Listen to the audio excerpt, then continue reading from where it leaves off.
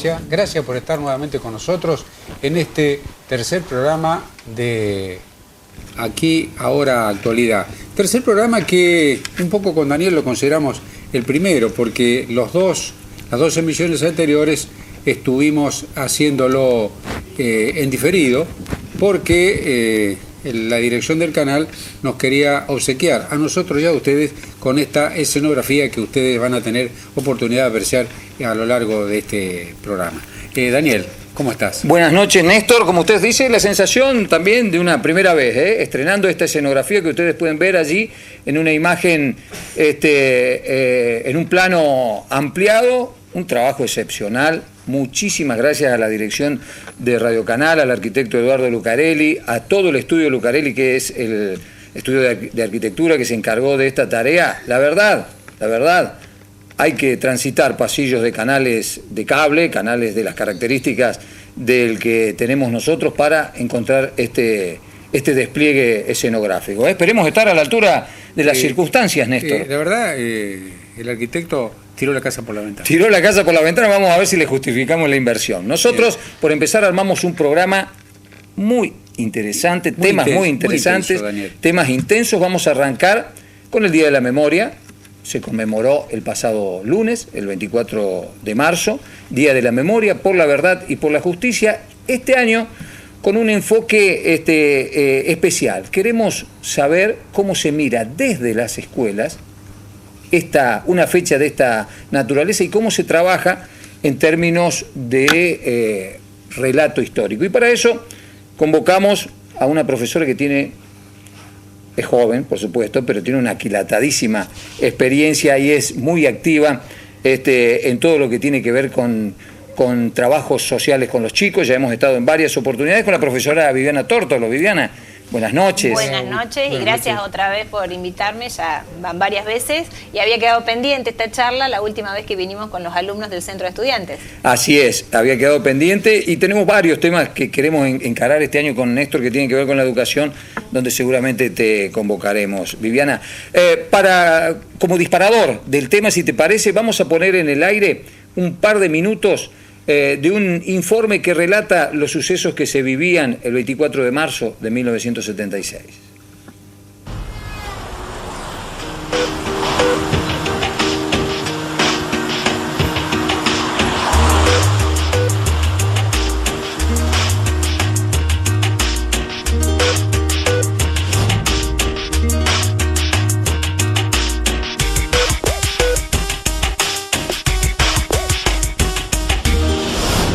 En la madrugada del 24 de marzo de 1976, vehículos con tropas militares abandonan los cuarteles y se desplazan por las calles de las principales ciudades del país. Los edificios de gobierno y los medios de comunicación son ocupados por las Fuerzas Armadas y poco tiempo después, un breve comunicado emitido por cadena nacional anuncia el fin de la democracia. Durante la noche, grupos de tareas allanan instituciones y viviendas y secuestran a cientos de personas. A pesar de todo, la mañana se inicia con naturalidad y solo algunas señales dan muestra de la tragedia que se cierne sobre la Argentina. En Córdoba, la gobernación y la municipalidad son intervenidas y el panorama de sus calles es el mismo que el que se repite en cada provincia. Por supuesto, todos los diarios de Córdoba destacan con grandes titulares lo que acaba de acontecer en el país. En la ciudad de Córdoba el clima es de absoluta normalidad. Pero como es de suponer, aún continúan las patrullas militares por distintos lugares de la ciudad. No se ha producido ningún tipo de incidentes en la ciudad de Córdoba. En medio de una estricta vigilancia militar, muchos argentinos parecen recibir con alivio e indiferencia el cambio de gobierno. Este es el aspecto que presenta el área peatonal. La cantidad de público es menor, pero esto se debe indudablemente a las circunstancias que se están viviendo. Pero tras la aparente normalidad, las Fuerzas Armadas llevan a cabo un operativo cuidadosamente planificado. Durante el transcurso del día, las detenciones se multiplican. Cientos de militantes políticos, gremialistas, intelectuales y periodistas son sorprendidos en sus viviendas o lugares de trabajo. Y este es el panorama frente a la jefatura de policía. Se han producido detenciones de exfuncionarios y también de algunos gremialistas. Como es de suponer, hay distintos grupos que comentan los últimos acontecimientos. Entre tanto, para esta noche se anuncia ya la reanudación de los diferentes espectáculos públicos. La naturalidad y la indiferencia en las calles, la muerte y la tortura en los cuarteles y el miedo en todos lados marcaron el inicio del período más oscuro de la historia argentina.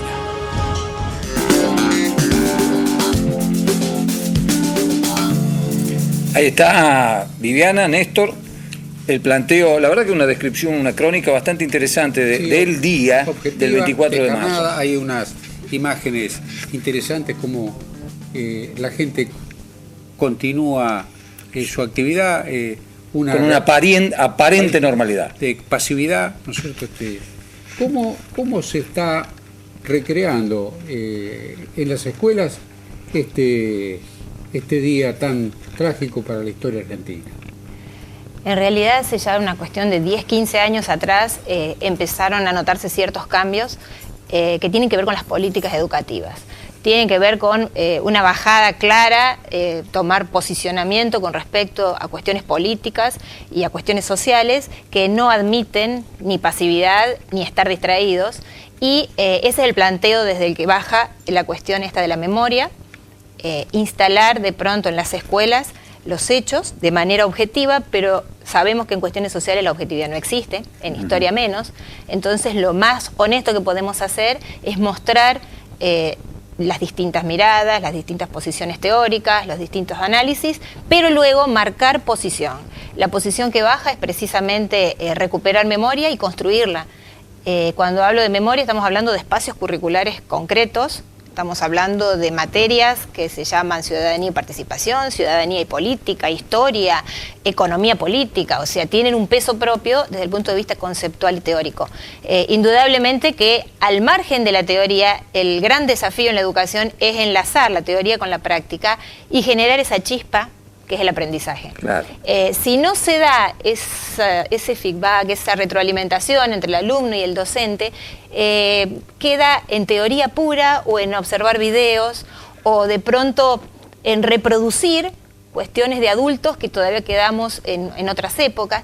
Y yo siempre me pregunto, ¿por qué los chicos tendrían que hacerse planteos demasiado serios sobre algo que para ellos es muy pasado? Claro. A tal punto que le da lo mismo ver algo de la dictadura que ver algo del juicio de Nuremberg. O sea, los judíos con esto, si bien tiene ciertos parámetros... ¿Lo ven como algo ajeno?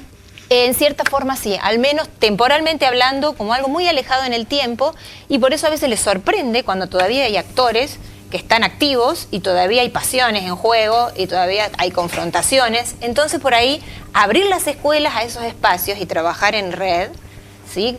Caso concreto, bueno, visitar los espacios de memoria y hacer trabajos en esos espacios de memoria o trabajar en equipo con otras instituciones. Sin ir más lejos, el otro viernes el Colegio de Abogados convocó a una charla con la fiscal López Filoñuc, espectacular. Yo pensé que iba a tener un nivel demasiado elevado. Fueron alumnos, estudiantes o recién recibidos de abogacía, pero también alumnos del secundario. Y se vinieron con muchas preguntas, que eso es lo que uno pretende, porque respuestas hay que ir armándolas y son complejas, pero al menos se abre el juego para pensar desde lugares diferentes. Para los que fuimos protagonistas, no protagonistas en mi caso, sino contemporáneos, muy jóvenes, pero contemporáneos a estos episodios, una de las enseñanzas más profundas que nos transmiten estos hechos es valorar el sistema democrático como una forma, como un sistema de resolución de los problemas que tiene la sociedad. En la escuela, esta valoración de la democracia que tenemos nosotros, ¿se retransmite en los chicos o los chicos están en una actitud de cuestionamiento hacia el sistema? Ambas cosas. Vos el lunes fuiste muy claro cuando dijiste que no hay ninguna alternativa a la democracia. O sea, lo que sí puede haber es algo perfectible, puede haber críticas, pero ya no se juega fuera del sistema. O sea, eso yo creo que se transmite claramente en las escuelas. No hay posibilidad fuera de la democracia. Incluso hay una parte bibliográfica donde se habla en clase de las deudas de la democracia. Y está planteado que hay deudas y que están claras esas deudas. Pero sin embargo, en ningún momento se apela a y si esto no fuera, ¿qué alternativa tenemos? No, las alternativas están siempre dadas dentro del campo democrático. Viviana, dentro de la educación hoy se habla de la comunidad educativa, en donde están los docentes, los alumnos y los padres. ¿Cómo toman los padres este tipo de incursiones? Yo creo que la escuela no es ajena a la sociedad, o sea, las familias a veces están dispersas o están muy ocupadas en sus asuntos y cuestiones que no es poco cotidianas, y de pronto no todos se acercan a la escuela de una manera crítica o simplemente, bueno, dan su apoyo tácito o con algún problema puntual se acercan. Sin embargo, bueno, me ha tocado casos de padres que se han acercado y han manifestado su amplio apoyo, ¿sí?, a este tipo de políticas. No me ha tocado el caso de ninguno que se haya acercado a criticar o a decir que no, al menos de manera explícita. No, al contrario, he contado con el pleno apoyo de padres, alumnos. En el caso de, bueno, de proyectos específicos, como pueden llegar a ser viajes o colaboración con archivo gráfico, trabajos con gente de la comunidad, siempre el aval tácito o explícito de los padres. O sea, no, si bien no se acercan, repito, con tanta asiduidad. En esta indagación con el pasado, ¿se arranca del 24 de marzo en adelante o se va hacia atrás para ver cómo se desembocó en esa situación? Bien, gracias por situarme. La cuestión es esto de los contextos, ¿no? Que es tan valioso y que si uno tiene un compañero, un profe de historia, que saben que están respaldando esto desde materias específicas, caso de Daniel Larios, Sandra Valdemarín y otros tantos profes, que yo sé que cuando llego a hablar de política o del 24 de marzo, los chicos ya tienen un recorrido hecho desde la década de los fines de los 50, los 60, la doctrina de seguridad nacional, cuando estamos hablando de contextos latinoamericanos, cuando estamos hablando de un camino, de una espiral de violencia que se genera en los años 60 y 70, donde hay contextos europeos como el Mayo del 68, cuando venimos acá y tenemos cordobazos. Es decir, yo me siento tranquila porque es un equipo que está trabajando. Entonces, cuando los alumnos llegan a este tipo de análisis, vienen con un herramental intelectual adecuado como para analizar y participar en el debate. Exactamente, a nadie se le cruza, por ejemplo, en este momento, si bien se están generando ya las movidas políticas en las escuelas, en algunas escuelas, bueno, en el caso de la escuela normal, con esto del centro de estudiantes, que son participaciones políticas concretas, una construcción de ciudadanía cotidiana que a ellos les llega mucho, ¿sí?, porque no es solo palabra, y claro, realmente están generando un espacio de poder importante, que a veces a los adultos nos incomoda un poco.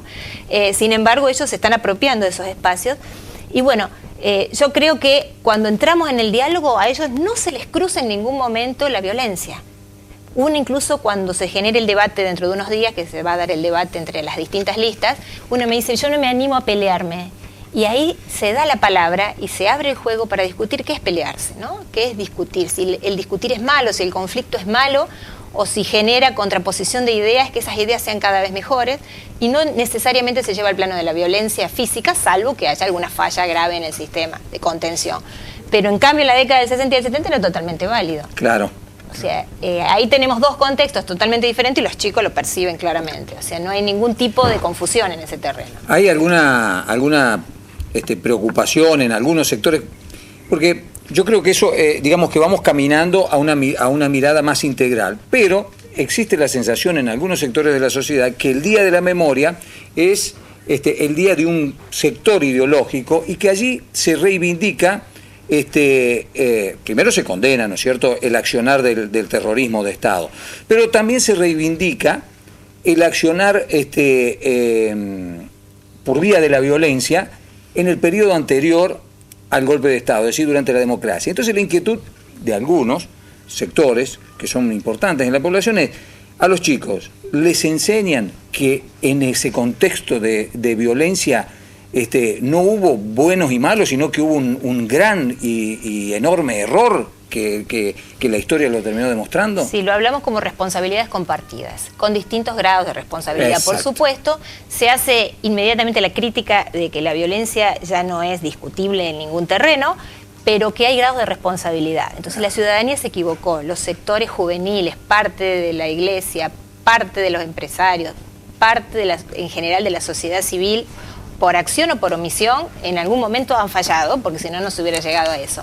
Pero por otro lado, también se destaca que la ciudadanía es activa cuando hay un poder que la cuida. Entonces, los ciudadanos somos sujetos de derecho, pero la contraparte es el Estado que tiene que cuidar. Claro. Y en ese caso es muy grave que el Estado, que es el encargado de cuidar a sus ciudadanos y los derechos, los haya violado sistemáticamente. Es más grave.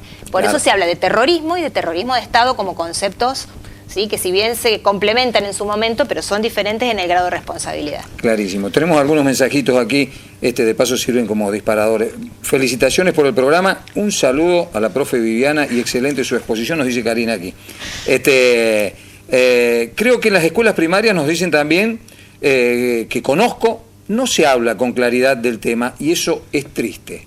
¿La escuela primaria ya debería tener un abordaje o tiene un abordaje de esta cuestión? Ya lo tiene. Lo que pasa es que por ahí cuesta un poco más porque el material, incluso hay material muy bueno, cuando vinieron la gente del Archivo de la Memoria, trajo sugerencias para las escuelas primarias con distintos grados de complejidad. O sea, como todo. O sea, tampoco vamos a hablar, yo a los chicos les doy autores, trabajamos todos los profes con autores que son accesibles, trabajamos con fragmentos, tampoco es que le caemos con el peso teórico, claro, ¿sí?, que puede tener una universidad, una facultad. De todas maneras, para primaria pasa lo mismo. Es decir, tienen un material preparado para. ¿Qué ocurre? Como toda historia reciente genera recelos, miedos, temores a las reacciones y la cuestión esta de temor al conflicto. Tomemos el conflicto como algo bueno. Claro, como algo que puede llevarnos a la solución de un problema. Exactamente. El lunes tuve oportunidad, por una invitación de los profesores del Instituto San Francisco de Asís, de participar del acto del Día de la Memoria. En un momento habilitamos así algunas preguntas y uno de los chicos me hizo una pregunta que realmente me dejó pensando. Me dice, en esa época ¿había más seguridad o menos seguridad que ahora? Y detrás de la pregunta, una idea que está en algunos sectores de la sociedad que dice, frente al delito, frente a la inseguridad, que dice que vuelvan los milicos, porque en esa época estábamos más seguros. Por suerte, ¿vos lo percibís eso en tu alumnado? Cada vez menos, gracias a Dios. Si bien siempre sale el tema, esta cuestión de que, bueno, y que el silencio y el orden de los cementerios. Sí. De alguna manera, si bien se intenta mostrar como el caos y el desorden culpable, democracia como un sinónimo, evidentemente que eso hay que revertirlo. Claro. Hay una espiral de violencia sin duda que no se da en todos lados, hay una agenda de parte de los medios, la famosa teoría de la agenda setting, que intentan imponer una visión, por supuesto, de su sesgo ideológico, que sin duda hay realidades, pero hay realidades múltiples. Por ahí la percepción que uno tiene es que cuando estaban los militares era más seguro. La pregunta sería, ¿quiénes tenían más seguridad? Claro, yo creo, Viviana, es decir, en esto hay tantas miradas como espectadores, ¿no es cierto? Creo que la violencia de los años 70 era distinta de la violencia que estamos viviendo. Totalmente. Ahora. Es decir, la fractura social que estamos viviendo de todos contra todos, ese episodio violentísimo hoy que un grupo de vecinos mató a patadas a un ladrón, es decir, nos está mostrando el grado de violencia que nos ha infeccionado a todos. Es decir, esa violencia, es decir, no la teníamos en los años. Si yo la viví, yo era lo suficientemente adulto como para vivir plenamente esa época, ¿no es cierto? Había violencia, ¿no es cierto? Todos los días había un atentado, un muerto de uno u otro bando, pero esta violencia cotidiana, este tipo de inseguridad no existía. La sociedad nuestra era distinta. Lo grave de esa época, era lo que yo le decía a los chicos por lo menos, es que la inseguridad la generaba el Estado. Es decir, el Estado hoy puede estar en deuda en cuanto a dar seguridad a los ciudadanos, pero en la década de los 70 vos te sentías inseguro frente al Estado. El Estado era el que te generaba. Sí, donde vos tenías que recurrir a pedir amparo, era del que tenías que huir. ¿A dónde? En realidad.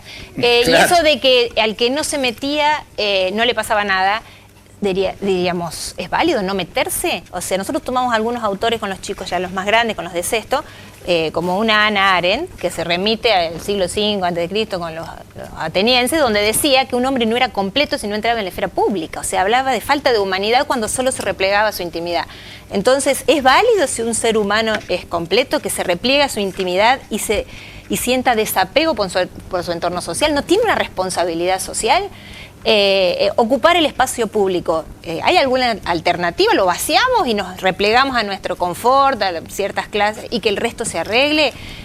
Dejás un interrogante más que interesante, Viviana, se nos fue el tiempo volando. Muchísimas gracias, como siempre. Ya nos volveremos a encontrar a lo largo del año. Tenés que mandar un saludito a los chicos. Por favor, que si no mañana me van a recriminar. Primer año C con Ciudadanía y Política, sexto año D con Ciudadanía y Política, pero en Ciudadanía y Participación. Y a todos mis alumnos quieren que los nombre, pero son como 70, se nos va a ir el otro bloque y los que siguen me van a recriminar. Así que un beso grande y gracias por acompañar en este camino. Ahí está, mañana tema de discusión en la escuela, disparador. Les enseñan también a los alumnos sobre las bombas que ponían los montoneros matando a civiles inocentes, dice Darío. Sí, les enseñan, lo fue clarito la profesora. Buscamos una pausa nosotros, ya volvemos.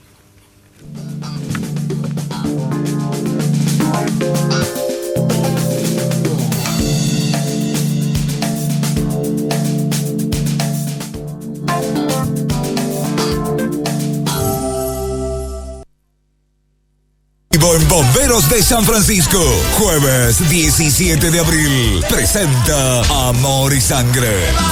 Anticipadas en venta en Disquería Milenio, Maxi Kiosco El Busca, A Pleno, Drugstore y el jueves 17 en boleterías de bomberos de 19 a 21 horas. Si encontraras la fórmula para lograr un equipo de trabajo comprometido, ¿no la aprenderías? Conoce las herramientas para lograr un equipo de alto rendimiento. Programa intensivo, equipos de alto rendimiento. El compromiso sí es posible. En el Centro de Capacitación Rocha y Asociados. Inscripciones abiertas. Comunicate al 426-508 o a info@estudiorochaiasoc.com.ar. Sanatorio Argentino suma años en su trayectoria y beneficios para todos sus pacientes. Ya inauguraron las nuevas habitaciones suite sanatoriales para que recuperes tu salud con el mayor confort y bajo una excelente atención personalizada. Sanatorio Argentino, en tu vida.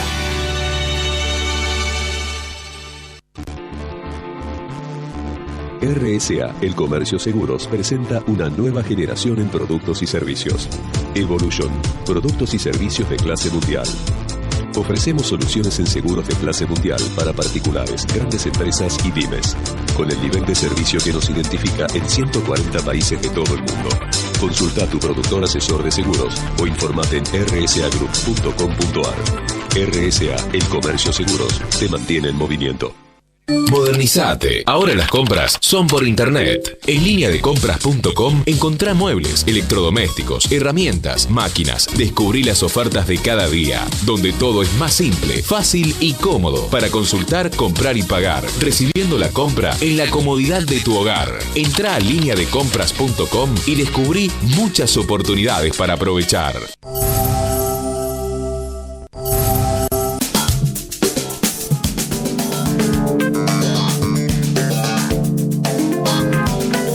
Daniel, bloque intenso si los hay. Realmente Viviana abordó el tema con la solvencia que lo conocemos y vamos a seguir con ese ritmo porque también ahora tenemos un tema que se las trae.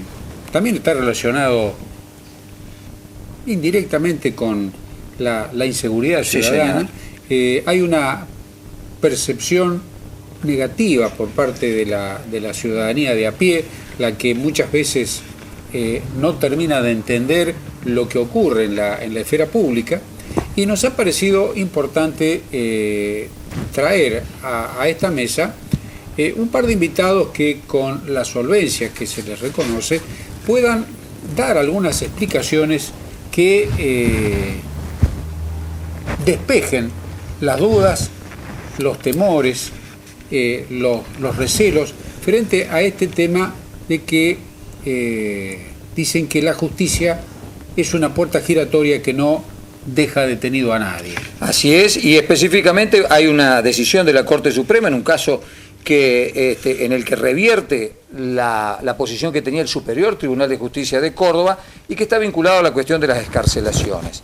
Y para aclararnos sobre ese tema, bueno, dos invitados de primer nivel, ¿no? El doctor Claudio Requena, camarista de nuestra ciudad, miembro de la Cámara del Crimen. Claudio, buenas noches, muchas gracias por acompañarnos y aceptar la invitación. No, por favor. Y el doctor Guillermo Rabino, que es nuestro juez de control. Todos los temas penales en algún momento pasan por el juzgado de control que está a cargo del doctor Rabino. Guillermo, buenas noches y también muchas gracias por aceptar la invitación. Buenas noches. Bueno, doctor, el tema está planteado.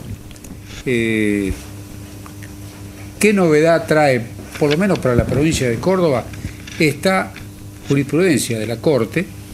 ¿Y por qué deben los tribunales cordobeses y los cordobeses en general acatar esa interpretación? Comenzar, Guillermo. Pusimos de acuerdo. La novedad que trae el sistema es respecto a lo que Daniel dice de excarcelación. Se trata de las personas que están acusadas de un hecho delictivo, tienen un proceso penal, pero todavía no tienen una sentencia firme. O sea, hasta que tienen una sentencia firme. Ustedes saben que se comete un hecho y muchas veces existe la posibilidad de identificar al sospechoso. Y bueno, a veces entra y queda detenido y a veces no. La posición tradicional del Tribunal Superior de Justicia era un poco más restrictiva respecto a las excarcelaciones. Siempre que había solamente con un pronóstico de pena, o sea, que ese sujeto iba a tener una posible pena efectiva, o sea, que efectivamente iba a quedar preso una vez que sea condenado, con eso más o menos bastaba, hablando coloquialmente, sí, más o menos bastaba para que la persona acusada siga permaneciendo detenida. Es decir, durante el proceso no conservaba su estado de libertad, claro, sino que estaba... Vale la aclaración. Esa es la famosa preventiva. Exactamente. Prisión preventiva. Lo que es interesante aclarar acá, para que todos sepamos, es por qué podemos detener como sociedad, el Poder Judicial son los que damos las órdenes concretas, pero en realidad como sociedad, ¿por qué podemos tener detenida a una persona si todavía no tiene una sentencia firme? Y esto quiere decir, lisa y llanamente, todavía no sabemos si es culpable o no es culpable. Quizás estemos muy acostumbrados como sociedad a hacer las cosas demasiado rápidas y entonces nos interesa que rápido una persona esté detenida. Pero justamente el tema anterior nos ha demostrado la historia de que eso tiene sus problemas y sus tragedias. Entonces el sistema jurídico plantea, con razón, según mi criterio y el de cualquiera, creo, si una persona no tiene una sentencia firme, no lo podemos aplicarle una pena. Pero bueno, hay circunstancias en que sí. ¿Cuáles son? Son cuando existe un peligro de que esa persona no se quede al proceso, o sea, se vaya, se fugue, o cuando existe un peligro de que frustre el proceso, quiere interferir con la prueba, quiere modificar la prueba. Esas serían las causas en donde sí estaríamos autorizados los jueces a una persona dejarla presa mientras está procesada. ¿Qué pasaba con la jurisprudencia, como decía recién? El Tribunal Superior decía, siempre que una persona tenía un pronóstico de pena efectiva, de una condena efectiva, que iba a ir preso, en ese caso siempre había peligro de que se escapara. Y, doctor, ¿cuándo una persona iba a quedar presa?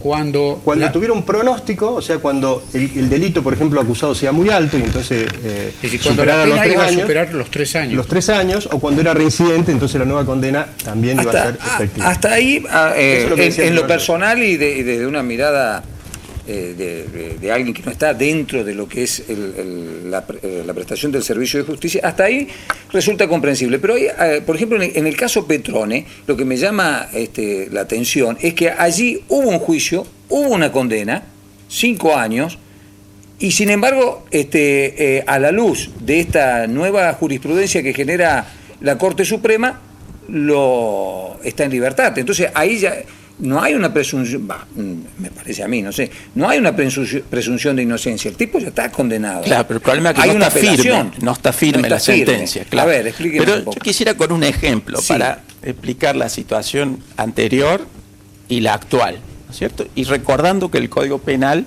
es para todos, no solamente para los delincuentes, como a veces la gente cree.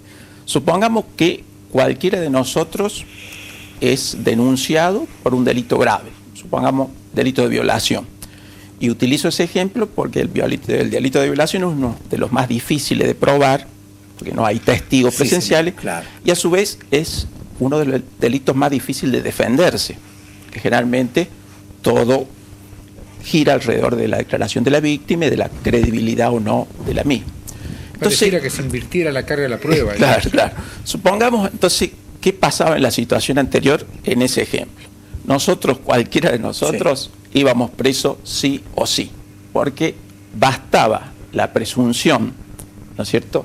O sea, se convertía una presunción legal en una presunción de derecho. Entonces decían, usted sí o sí se va a escapar, acá lo único que va a importar es la pena, el pronóstico, que va a haber un pronóstico de pena efectiva, porque en caso de que lo condenen, pero nosotros, cualquiera de nosotros puede decir, no, pero yo me quiero someter al proceso, claro. Permítame que me defienda, pero en libertad. Yo no tengo antecedentes penales, tengo arraigo, esto, domicilio, no me voy a ir de San Francisco, tengo trabajo. Lamentablemente en la situación anterior, todos esos argumentos, aún ventilados ante el Tribunal Superior, no eran escuchados, hay que reconocerlo. O sea, se mantenía esa presunción que nosotros en nuestro trabajo nos facilitaba, pero en la realidad sucedía eso. Entonces, ¿qué quiere la Corte Suprema ahora? Siguiendo pactos internacionales, exige que se revise la circunstancia personal de cada uno en el proceso, que no se tomen presunciones legales.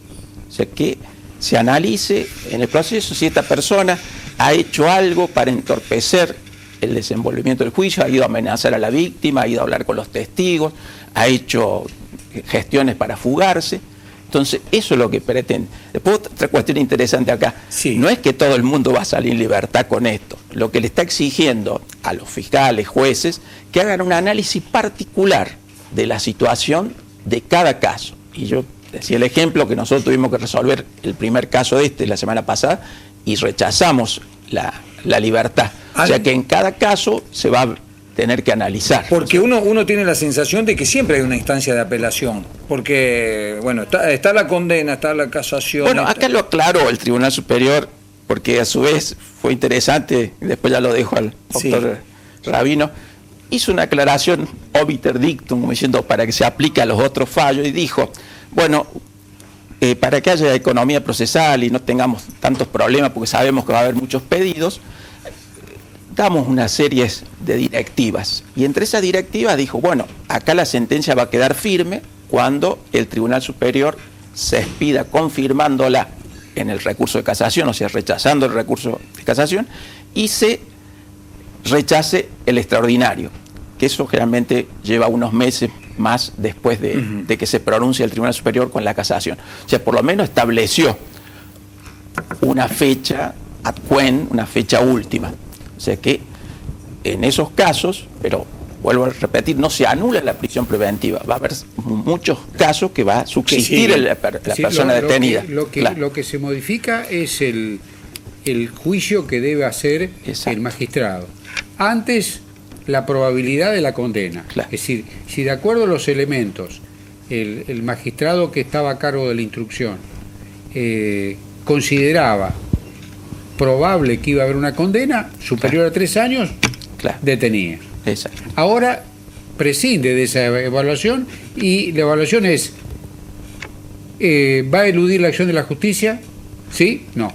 ¿Qué es? ¿Va a obstruir la colección de pruebas? ¿Sí? No. Si la respuesta que en el Estado de Derecho es la única causa admitible para que podamos privar de la libertad a alguien antes de que tenga una sentencia firme en contra. Solo eso, el peligro de que frustre el proceso, el peligro de que se cargue. Doctor Rabino, ahora vamos a tener, a tener que no solo tener en cuenta eso, también vamos a tener en cuenta, a ver, no es lo mismo alguien que está acusado por un delito que tenga una pena de 8 años de prisión como mínimo, un homicidio, que alguien que está acusado de un delito de unas lesiones leves de un hurto que larga con un mínimo muy bajo.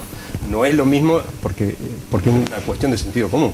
Lo que pasa es que vamos a tener que considerar el caso concreto, y si en el caso concreto detectamos el peligro de que la persona se vaya y no se someta al proceso, o si no, detectamos que es una persona que se va a seguir quedando aquí. Caso paradigmático, y también porque a veces hablamos mucho para hacer casos prácticos. Sí. Caso Grassi. Grassi, claro, en la provincia de Buenos Aires ya vienen aplicando este tipo de jurisprudencia desde el 2008 básicamente, pero en el caso de Grassi desde antes. Entonces, ¿qué pasó con Grassi? Grassi fue denunciado públicamente en el 2002. En el 2000, un mes estuvo preso y plantearon esto que estamos diciendo. Este tipo no se va a ir, dijeron los defensores. Y los jueces entendieron que es cierto que no se iba a ir. Lo dejaron en libertad. efectivamente Grassi no se fue. En el 2006 le hicieron el juicio a Grassi y lo condenaron a 15 años de prisión por 3 de los 12 hechos de lo que se lo acusaba. O sea, hay 12 hechos, hay 9 hechos de los cuales se lo desvinculó a Grassi. Fue sobreseído por eso. Que si hubiera estado preso por esos hechos hubiera sido una injusticia. Pero fue preso porque 3 hechos, 15 años. Siguieron los procesos recursivos y recién el año pasado terminaron todos estos procesos recursivos de los que hablaba el doctor. O sea, fue la Cámara, Casación, Tribunal Superior de la Corte Suprema de Buenos Aires. Cuando termina todo eso, entonces sí, Grassi, 2003, está ahora preso. Todavía queda el último recurso ante la Corte Suprema de Justicia de la Nación, pero se entendió de que eso ya, la posibilidad es tan mínima que ahora sí está preso. Y aquí no queda ahí no queda una sensación de injusticia en la sociedad, digamos, de que el proceso es extremadamente Esas son cuestiones que evidentemente hay que trabajar. Yo particularmente, los procesos puede que sean demasiado largos, puede ser que haya que buscar una forma legislativa de acuerdo. No crean que los procesos son largos simplemente porque nos guste a los jueces, y los jueces de Cámara lo saben muy bien. A veces quieren hacer un juicio, pero no es tan fácil porque hay que estar respetando siempre, por cierto, el derecho de las partes. Pero también hay que tener en cuenta algo. Yo no sé si a Grassi todo esto lo ha beneficiado o no, porque ahora todavía le quedan cumplir 15 años. O sea, ha estado... Eso es importante desde señalar. Desde el 2012, te voy a terminar desde el 2012 ha estado con esta espada. Y ahora en el 2013 todavía le quedan por cumplir 15 años. Pero bueno, eso es una cuestión. No se consideran como parte del cumplimiento de la pena todos esos tiempos transcurridos. Es importante libertad. Acaba de ser condenado el presidente de un club alemán, del Bayern Múnich, me parece que es. Sí. Que es un tipo que tenía fama de ser incorruptible y sin embargo, bueno, tuvo una deuda con el fisco y él mismo hizo la presentación. Le hicieron el juicio en libertad, por supuesto, justamente siguiendo estos parámetros. Le hicieron todo el juicio en libertad, lo terminan condenando a 4 años, me parece. Y inmediatamente el abogado dijo, voy a apelar, así que no va a quedar retenido, sino que voy a apelar. El presidente del Bayern Múnich dijo, no apelo. Cumplo la condena. Se presentó siempre, estuvo ahí, no apelo. Me conviene no apelar, cumplo la condena y lo apelo. Para no seguir el proceso. Son decisiones cada uno. Vamos con una preguntita que tenemos aquí. Señores, ¿quién investiga los pronósticos de evasión por peligrosidad de un imputado? ¿Cómo se evalúa eso, digamos? Bueno, o sea, uno va al expediente, a las pruebas que haya, en la audiencia de debate se escucha a los testigos, se escucha cuál fue la actitud ya sea del imputado en libertad o el imputado preso, los familiares fueron a molestar a la víctima o a testigos, a pedir que cambien declaraciones. Todo eso se tiene que objetivar en el juicio, ¿no es cierto? No hay un método. No hay un método. No hay un método. No deja de... Grassi, las veces que fue citado, apareció, no... Cuando estaba hablando de este tema, citaba el caso del empresario cordobés que cayó de Jean a la audiencia, entonces sabía que lo iban a detener. El caso Petrone, claro. El caso Petrone, porque cayó de Jean, ya sabía que lo iba a detener y sin embargo esa persona fue. Estuvo detenida y ahora la Corte, por el fallo de la Corte, se lo deja en libertad hasta que se confirme la sentencia, después tendrá que ir a cumplir. Doctor Rabino, un caso como paradigmático como el caso Bertotti en San Francisco, que está en casación, ¿es susceptible de una presentación por parte de los abogados defensores para que accedan a la libertad esperando ese resultado de la casación? Susceptible es siempre tienen la posibilidad de plantearlo. Este fallo de la Corte le daría algún argumento para plantearlo, algún momento más para plantearlo, teniendo en cuenta que todavía no ha sido definido totalmente el caso. De ahí a que le hagan lugar o no, el doctor acaba de decir que el viernes tuvieron un planteamiento similar y bueno, por razones que la habrá explicado, de peligro procesal, evidentemente, o sea que han detectado que en ese caso sí hay peligro, rechazaron la escarcelación y sigue detenido. O sea, en cada caso hay que hacer un análisis específico. Y respondiendo a la pregunta, no hay una forma de calcular la peligrosidad procesal, ni de calcular si se va a ir o no, o si nos va a frustrar la prueba. No podemos es una apreciación.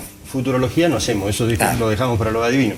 Pero bueno, en base a hechos concretamente probados, nosotros podemos, por normas de lógica y de sentido común, decir, este tipo es probable que se vaya, este tipo... Es una apreciación fundada, pero una apreciación... Claro, la Corte Suprema exige datos objetivos, ¿no es cierto? O sea que, ¿cuáles puede ser? Pronóstico de pena puede ser, evidentemente hay que tenerlo en cuenta, no es el mismo 8 años que un mes de cosas. condiciones personales del sujeto. No es lo mismo un sujeto que lo conozco de toda la vida, nos conocemos de toda la vida de San Francisco, que tiene toda la familia, el trabajo, un trabajo estable, formal y estable, y que tiene la familia, que uno que ha venido acá y asume que está en San Francisco.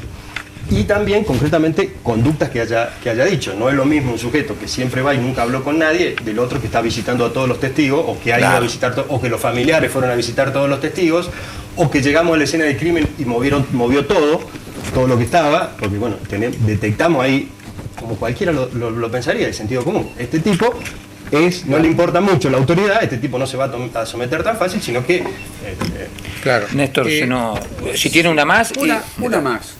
¿Por qué el Superior Tribunal se sintió obligado a cambiar su criterio cuando evidentemente que la situación anterior era la que jurídicamente le convencía? Claro, y sería muy simple, sin ir a las normas nomofilácticas, para no confundir al televidente. La Corte Suprema es el máximo tribunal de la nación. Si el Tribunal Superior pretendiese continuar con su criterio, le empezarían a revocar todas las decisiones que dictase. O sea, lo inteligente del Tribunal Superior es inmediatamente, frente al cambio que le impone la Corte Suprema, adaptarse como lo hizo. La verdad que una resolución muy ejemplificativa, trata de alcanzar todas las situaciones. Yo creo frente a una situación, a una posición tomada, que hay que reconocer que Córdoba había quedado sola. O sea, la justicia federal, la justicia nacional, ya opinaba como opinó la Corte. La Corte, o sea, que había quedado Córdoba. Nosotros mismos sabíamos que en algún momento iba a cambiar el criterio, porque sabíamos que había muchos recursos extraordinarios ante la Corte, insistiendo lo mismo, que por lo que sucedía. Así que me parece que el Tribunal Superior tomó el camino que es correcto, el de la economía procesal, dejó a salvo su opinión en contra, pero acató la decisión. Doctores, el tema de la Corte, de acatar los fallos de la Corte, es un tema que también tiene su actualidad. Su actualidad política. Su actualidad no solamente jurídica está claro, pero política también es importante. Muchísimas gracias. La verdad que es un placer charlar con ustedes de estos temas y es un placer contar con funcionarios del Poder Judicial que accedan a esta posibilidad de masificar algunas decisiones que a veces no son comprendidas en su magnitud porque no son suficientemente explicadas.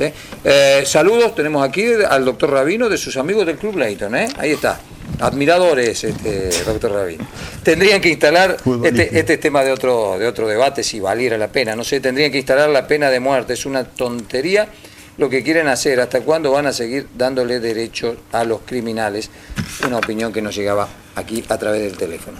Buscamos nosotros una pausa. Al regreso, otro tema intenso, ¿no? Que tiene que ver con una realidad que viven los productores del sector norte, al norte de la ciudad de San Francisco. Al regreso de la pausa.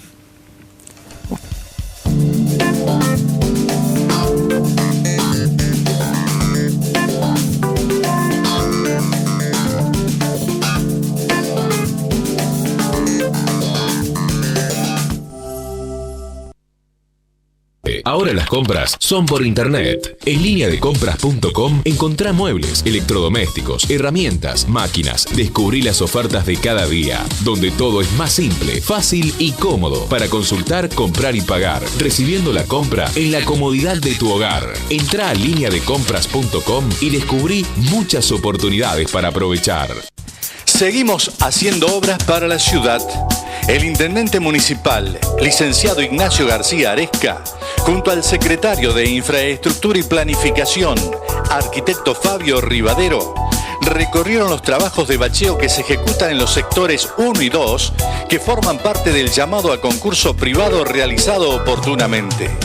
Vale mencionar que el presupuesto de ambos sectores ronda los 500.000 pesos. Seguimos trabajando junto a la gente para hacer de San Francisco el mejor lugar donde vivir. Municipalidad de San Francisco. Las cosas bien hechas, un compromiso de todos. Pyme Nación es la tarjeta de crédito del Banco Nación, creada para las pymes argentinas. Cuente con la tasa más conveniente y un mayor poder de negociación, porque con Pyme Nación puede abonar hasta en 1 año de plazo y su proveedor cobra a las 72 horas. Solicite su tarjeta en nuestras sucursales. Pyme Nación, un crédito flexible. RSA, el Comercio Seguros, presenta una nueva generación en productos y servicios. Evolution, productos y servicios de clase mundial. Ofrecemos soluciones en seguros de clase mundial para particulares, grandes empresas y pymes, con el nivel de servicio que nos identifica en 140 países de todo el mundo. Consulta a tu productor asesor de seguros o informate en rsagroup.com.ar. RSA, el Comercio Seguros, te mantiene en movimiento. Outlet Verano 2014. Valentino. Sacos, suéter, chombas, pantalones, camisas. Para ellas y para ellos. Como siempre, tus marcas preferidas a un precio imperdible. Con todos los medios de pago. Consulta los planes con tu tarjeta. Valentino. Disfruta el momento. Albañiles, plomeros, electricistas, todos ellos son gente de Arroyito. Mientras yo sea intendente, las obras de vivienda se las van a hacer nuestros vecinos. Estamos entregando a ustedes, vecinos de Arroyito, la casa propia. Les pedí a ustedes que me esperaran un tiempo, que les iba a cumplir. Hemos cumplido 24 meses de gobierno y hemos entregado nada más ni nada menos que 70 viviendas. Lo que ustedes ven aquí era absolutamente un baldío. Para los que aún no han sido beneficiados, tengan fe y paciencia por nosotros. Vale la pena la espera. Dimos nuestra palabra y la estamos cumpliendo. Municipalidad de Arroyito, ciudad de vecinos. Sabroso en vivo en Bomberos de San Francisco. Jueves 17 de abril. Presenta Amor y Sangre. Anticipadas en venta en Disquería Milenio, Maxi Kiosco El Busca, A Pleno, Drugstore y el jueves 17 en boleterías de bomberos de 19 a 21 horas. Mi agonía. Decí 33. 33. 33. 33. Mi nombre es Joaquín. Vamos de vuelta. Y nací en Córdoba al igual que toda mi familia. Pero no tengo tonada. Y es por eso que estoy acá. Clínicamente Joaquín no tiene nada. Pero conozco un caso idéntico, donde el paciente se curó yendo al lugar exacto donde fue concebido. Creer o reventar. Entonces nos fuimos para Buenos Aires, donde mis viejos se fueron de luna de miel a buscar mi tonada cordobesa. ¿Estás seguro que las 3:45? Sí. Que vive simplemente. ¿Hablo en cordobés? No hablo en cordobés. ¿Por qué no hablo como ustedes? Pero parece que no estuvieron en un solo lugar.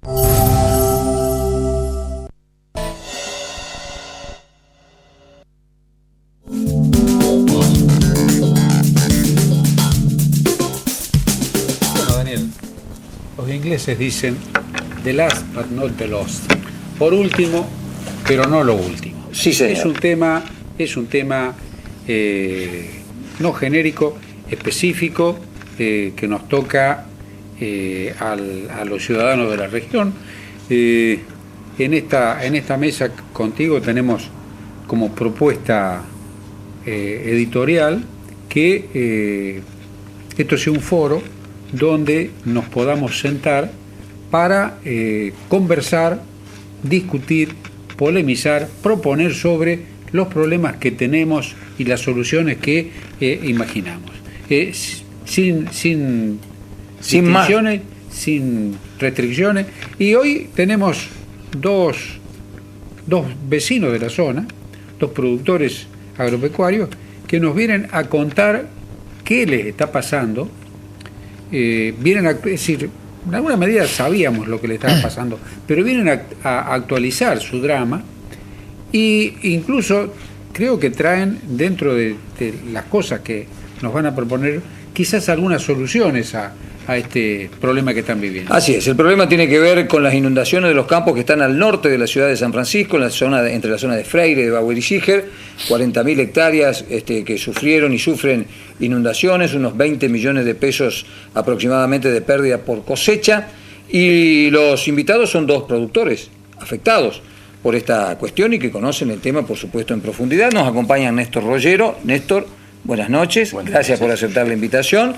Y Juan Grangetto, el doctor Juan Grangetto, buenas noches. ¿Cómo le va? Gracias por aceptar también la invitación, Juan. Son ustedes muy amables. El tema está planteado, bueno, descríbanos cuál es la problemática que están atravesando ustedes y bueno, cuáles son las causas de esa problemática. Bueno, nosotros tratamos de que el tema se haga, que la familia lo conozca. Vivimos en un paraíso natural, la planicie más grande del mundo y más fértil y con los mejores climas. Las pampas argentinas son conocidas en el mundo, las mejores carnes, las mejores cosechas. Nosotros, las cosechas nuestras con retenciones y todo, tenemos los costos más bajos del mundo. Hacemos 2 cosechas por año. Estados Unidos hace una sola cosecha. Si haces trigo, no haces maíz o soja. O sea, nosotros hacemos 2 cosechas, los mejores campos. Bueno, todo esto trae planicies grandes, pocos ríos, pocos desniveles. Las grandes ciudades, cuando aparecieron los españoles, se hicieron a la vera de un río. Si no tenías agua no había vida. Córdoba, Santiago del Estero, González, todas las capitales de las provincias, todas, están al lado de un río. Luego, cuando se hicieron los ferrocarriles, en los años antes de 1900, con la colonización europea, los ferrocarriles lo hicieron en las partes más altas. No eran tan tontos hacer un ferrocarril en un bajo que había que llevar tierra con una pala. No teníamos las grúas, todo lo que tenemos ahora. Entonces hicieron todas las partes altas. Coincidió la unión de 2 ferrocarriles, San Francisco y Rafaela. Yo creo, y debe ser bastante cierto, son las 2 urbes más grandes, por lo menos de la República Argentina, y si no sé de otro lugar del mundo, que tomaron un tamaño que excede lo que se había planificado en aquellos momentos, que eran pequeñas aldeas cuando se hicieron los ferrocarriles. El río más cerca, ¿dónde está? El río Segundo está a más de 100 kilómetros de San Francisco. La depresión de Mar Chiquita está a más de 100 kilómetros de San Francisco. El río Salado está a más de 100 kilómetros de San Francisco. El Carcarañá está a más de 100 kilómetros de San Francisco. Esto trae un problema a través de la urbanización, de la expansión de San Francisco. El Gran San Francisco, con frontera, son 1.500 hectáreas de campo, que era campo virgen, que están pavimentados, donde no consumen nada de agua porque traen 2,5 millones de litros diarios de agua potable. Cada persona está escrito, la Municipalidad de San Francisco dice que consume 333 litros de agua potable por persona. Esto hace que cuando llueva una cantidad de milímetros grande, se llene San Francisco de agua. Nosotros que somos de la zona venimos, escuchame, San Francisco tiene la cloaca afuera. De Atilio Godino, por ejemplo, lugares emblemáticos con ese problema. Entonces la única solución que hay es evacuar esos líquidos. Claro. Cuando los sacamos de un lado se los mandamos a otro. Obvio. No hay manera. No se puede hacer desaparecer. No se puede hacer de otra manera. Claro. Bueno, esto trae un problema complejo. ¿Por qué? Porque el lugar donde están saliendo las aguas del norte de San Francisco es una zona de la mejor pampa argentina, donde los valores de esos campos, donde está pasando hoy el agua, por ahí se molestaron porque algún titular sacó que pasa por el patio de nuestras casas. Pasa por una soja de 1 metro de altura o de un maíz de 2 metros de altura el agua. No nomás el agua de San Francisco. Pero el agua de San Francisco, ¿dónde está? Llovió, en los últimos 5 meses llovió 900 milímetros. Ustedes, gracias a las obras bien hechas que tienen, como corresponde, una ciudad orgullosa. Nosotros nos sentimos orgullosos de San Francisco, donde nuestros hijos estudian en San Francisco, donde la parte cultural de San Francisco, donde el comercio y la industria es de San Francisco. Pero esto trae una consecuencia. Claro, las obras se hacen para sacar el agua de la ciudad, pero en el sector, corregime si estoy equivocado, en el sector sur el agua tiene un destino que es el canal de San Antonio, que deriva en el Carcarañá y en la cuenca del Paraná. En cambio, en el sector sur, en el norte llegamos a un punto donde generamos bañados, donde no existían. En diciembre, cuando todavía después de diciembre llovió 450 milímetros. Estaba llegando el agua real, que lo desmientan lo que quieran, real. En la ruta 70, en la Unión Interprovincial Ruta 70, llegaba el agua de San Francisco, un caudal, digamos, 1 metro por 50 centímetros de agua mezclada con agua servida, que pueden ser de la napa freática, no sí. digamos, bueno, pero el agua está contaminada. Antes que llovieran, 400 milímetros. Después llovió, se llenó todo. Pero ya teníamos ese problema. Nosotros lo que pedimos, desniveles tenemos varios. Cañada de las Yeguas a 40 kilómetros. Cañada de Jaimaire a 30 kilómetros. El canal San Antonio, que va para el Carcarañá, está resuelto. Y el Vila Cululú, que está a más de 100 kilómetros, digamos, la desembocadura. Las obras hay que hacerlas de la desembocadura hacia donde se vierten las aguas. No toda la agua que hay es de San Francisco. Eso está claro, pero entonces lo que se necesita, Juan, aquí son obras hídricas de magnitud. Aquí hace falta una intervención no solo de las esferas municipales, sino de las esferas provinciales, advertimos. Nosotros comenzamos esta tarea de que la gente, de reunirnos como autoconvocados, como productores autoconvocados, y ya desde el año pasado. Pero ahora hemos hecho 2 reuniones seguidas, 2 semanas seguidas, donde acudieron entre 70 y 80 productores, pero los damnificados son mucho mayor el número. Y bueno, hemos citado a los intendentes de la zona, de Freire, Luxardo, Iturraspe, y a San Francisco también lo hemos invitado, pero no ha participado en estas reuniones en Freire. Acudimos a los intendentes porque creemos que la problemática es de la ciudad y de los pueblos. En este momento tenemos un problema grave nosotros en el campo, pero la consecuencia de esto, precisamente lo que decía Néstor, parte de esto es lo que está vertiendo San Francisco hacia el norte por el camino interprovincial y también ahora Freire, después de la inundación del año pasado. Es un problema para San Francisco también en este sentido. Si se inundan los campos, ahí ya el agua desde aquí para allá tampoco se puede ir. Ya se claro, lo que sucede es que la obra que se tenía que hacer en el año 96, cuando se firmó un convenio con Santa Fe, en la época de Reutemann, se hizo la mitad de la obra, o sea, por parte de Córdoba, pero Santa Fe después no la continuó, o sea que tenemos la mitad del camino interprovincial entre San Francisco y la Ruta 70 construido y ahí termina. Por lo tanto, los líquidos que salen de acá, de la ciudad, llegan hasta ahí y luego se expanden hacia los costados y son la cantidad de hectáreas que tenemos ahora inundados.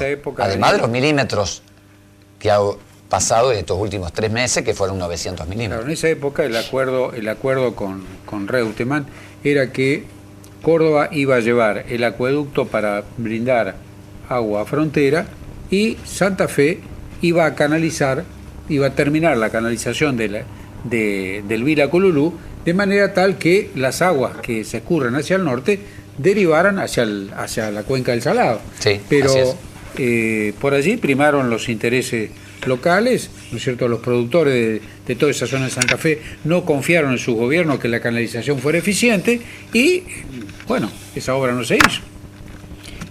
Hoy estamos ante un problema muy, muy serio. Son 40.000 hectáreas prácticamente afectadas de Córdoba y de Santa Fe y localidades como Bahuesique que están con un problema tremendo de la localidad ya inundada el año pasado y nuevamente ahora donde la gente se va, los tambos de la zona prácticamente desaparecen. La intendenta estuvo anoche con nosotros en Freire. Realmente hay una impotencia en la gente porque ver el agua, ¿no es cierto? E ir, como esta tarde yo fui a mi campo particular y ver todo el agua que nos rodea sin alternativas, sin esa impotencia humana que no permite, ¿no es cierto?, hacer ninguna tarea rural con ganas. La gente está mirando esto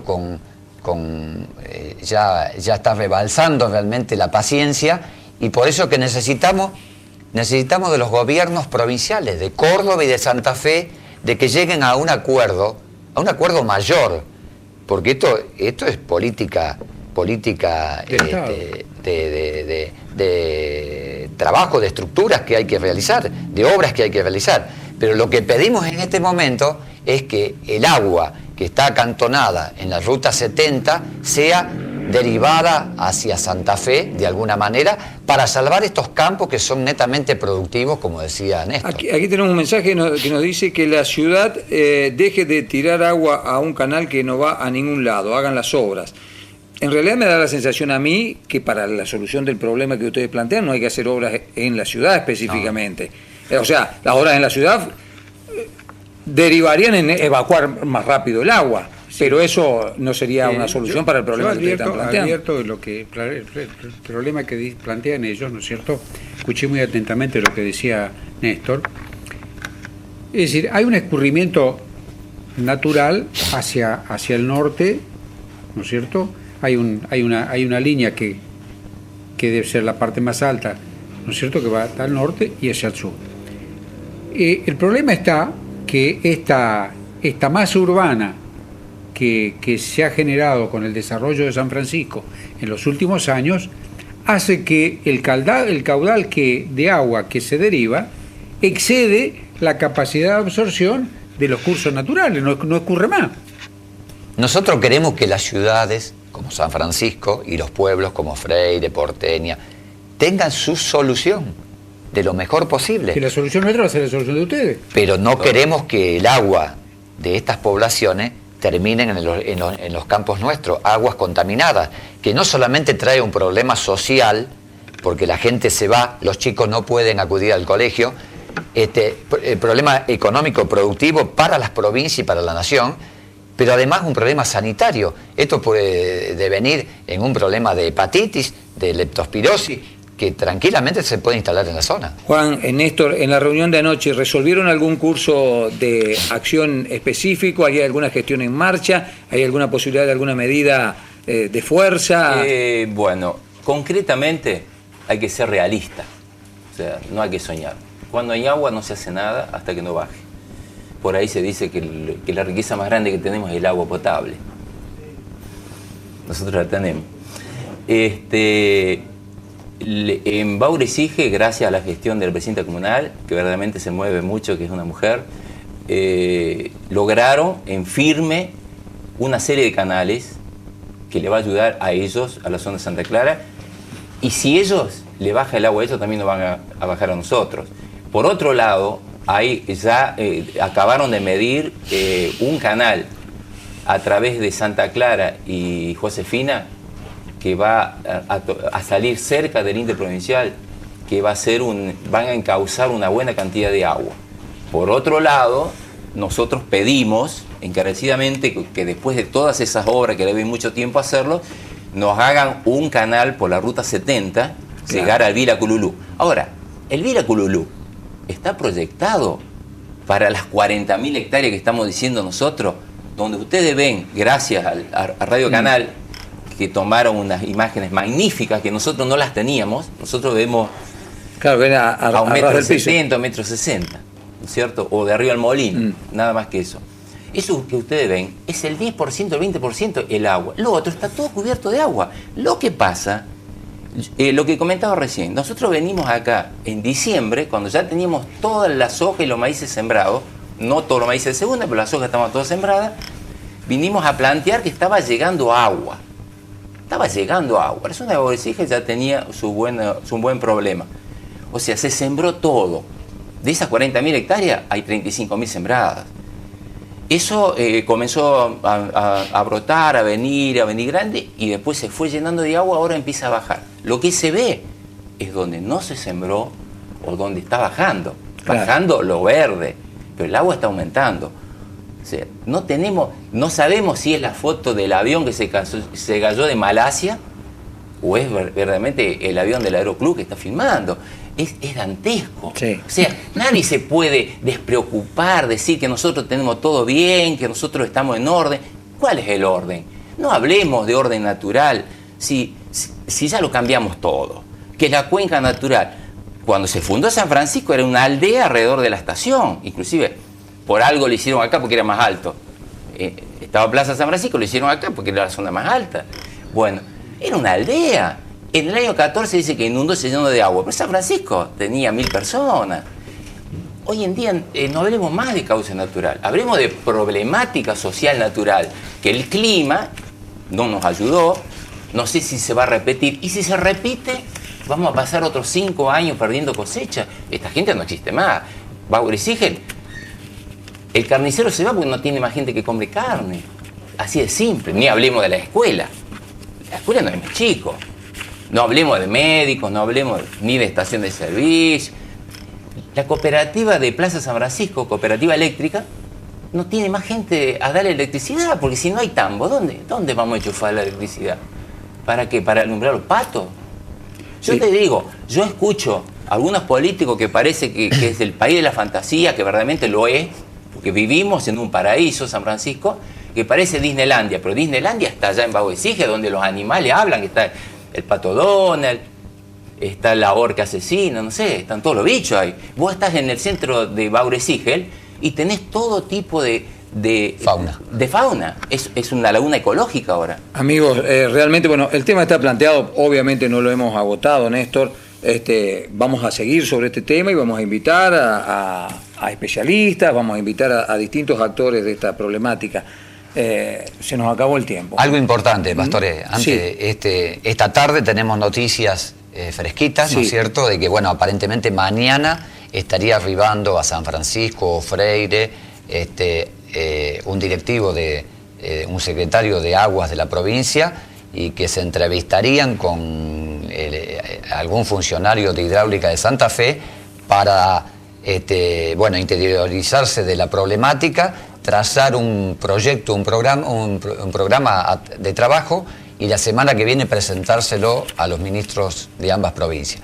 Es un paso que yo creo que se ha dado. Queremos embarcar en este trabajo a los intendentes, porque queremos trabajar en conjunto y con los legisladores del departamento, que son los responsables de que esto tenga solución. Para eso los hemos elegido, y para eso tienen que involucrarse, no nosotros salir a buscar al legislador, sino ellos venir hacia nosotros. Ahí está la convocatoria. Está ya la convocatoria. Vamos con algunos mensajitos que ya no podremos y nos vamos. No hay más tiempo para nada. Amigos productores, recuerden que en su momento avalaron por intereses particulares la continuación del canal por parte de la provincia de Santa Fe. Ya lo contestaremos en algún otro momento. Los agropecuarios de la zona tendrían que denunciar a la Municipalidad de San Francisco por tirarle el agua de las cloacas por los canales. Averigüen que en la época de Kirchner estaba aprobado por la Nación el dragado y construcción de los canales para llevar el agua a San Antonio. Gracias. Bien. Bueno, con esto cerramos. Les debemos lo bueno, lo malo y lo feo. Ya nos están pidiendo el corte. Les agradecemos que nos hayan acompañado en esta jornada, y en la esperanza de haber satisfecho sus expectativas, los invitamos para que el miércoles en este espacio, a esta misma hora, nos volvamos a juntar para tener otro Aquí Ahora Actualidad. Muchas gracias.